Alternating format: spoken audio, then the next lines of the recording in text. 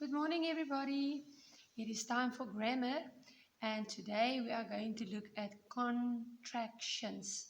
Now, you guys have been using them almost all your life, but you didn't know they actually had a name, and there's a reason why we do it the way we do it. So, now you will wonder, what on earth am I doing with elastic? Now, this is just a plain piece of elastic. If I take it and I pull it, I'm expanding it. It's like we do in mathematics when I take the number 254 and I expand it. It means 200 plus 50 plus 4. Okay, that's expand. If I leave it, what will happen? It will go back to its original position. It will get smaller. See, expand, go smaller. Now the go smaller is contract, expanding and contracting. Okay, and that's why we use that word for our grammar for this week. Now, if I do direct speech like she said, okay, I am hungry.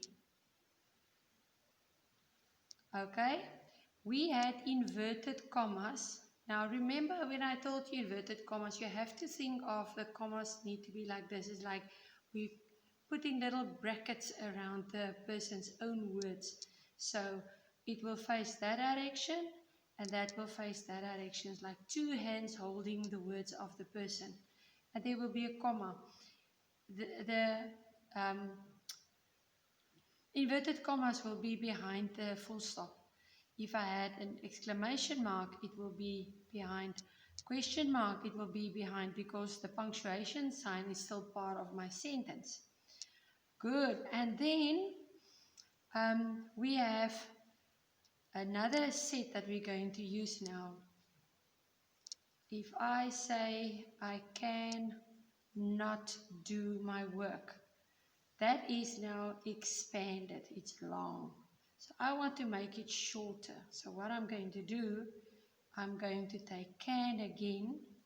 In the place of that no, I'm going to put a little comma at the top. It's not the same as this comma.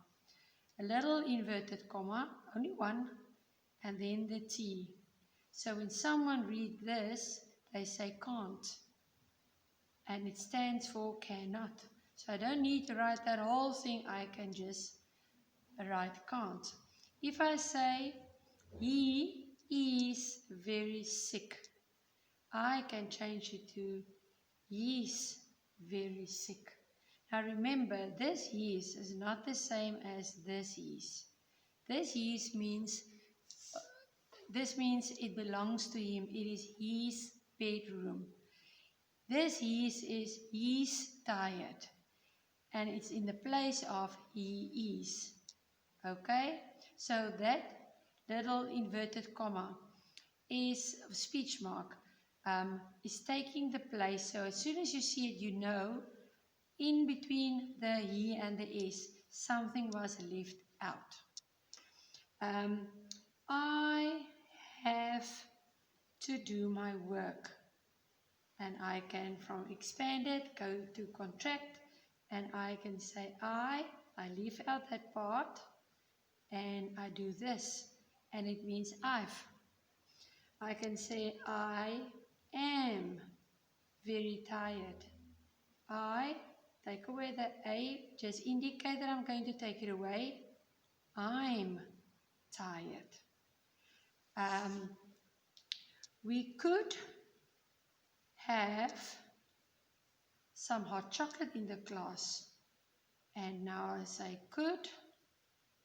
And I leave that part out. I'm just putting in a comma to show that I'm leaving it out. Could have.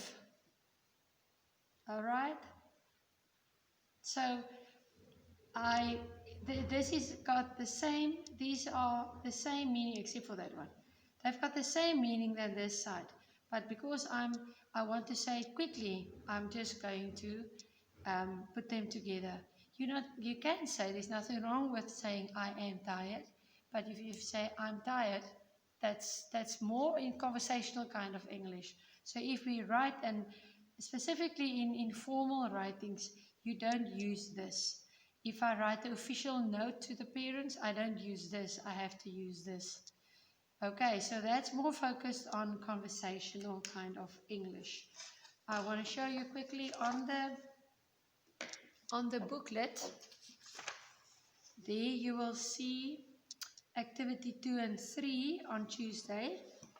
There's one of these, your phonics, and there's the contractions.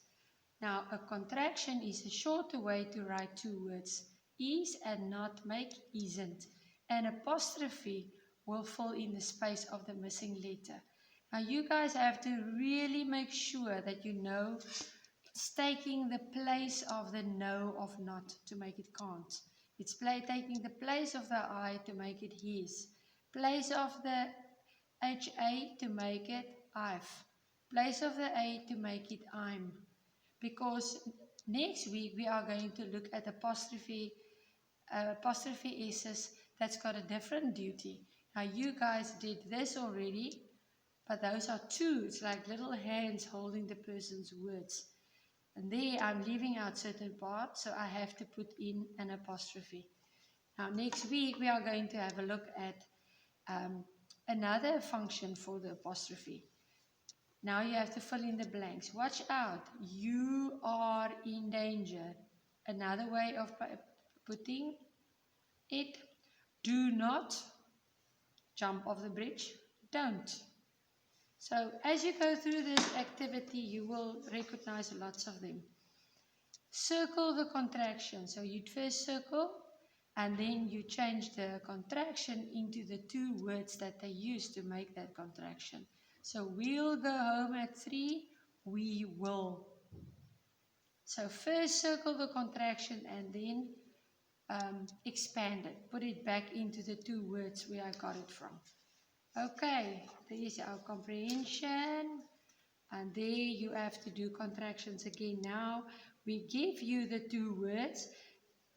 I mean, it's expanded, and you guys, oops, there it broke. Expanded, and you guys need to contract it. In other words, make them smaller, and as soon as you leave out any of the letters, you put in apostrophe to say, this one is keeping my space. Okay, I think that is clear enough, guys. Read carefully, do everything, don't leave out anything, and have a nice day. Bye-bye.